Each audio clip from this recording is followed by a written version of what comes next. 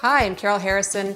I'm here with Connie to help her cook smarter in the kitchen. Yeah, I want to make healthier meals and save time. That's exactly what we're going to do with this top sirloin oven roast. You make a fantastic dinner, pair it with any vegetables that you like. Look at all these leftovers you're going to have to make a terrific roast beef wrap for tomorrow's lunch. Oh, amazing. Yes, I love those. They're so easy and quick. Wow, let's make them.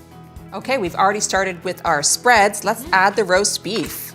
You know, beef is an excellent source of protein, and protein's important for building strong muscles. I like to add some color. I'm going to use these leftover veggies. Yeah. So delicious. Carrots. I love the idea of adding a little bit of cheese for a flavor boost. Good idea. And voila, you have lunch from dinner. I can't wait to eat this. And for more smart cooking ideas, visit thinkbeef.ca.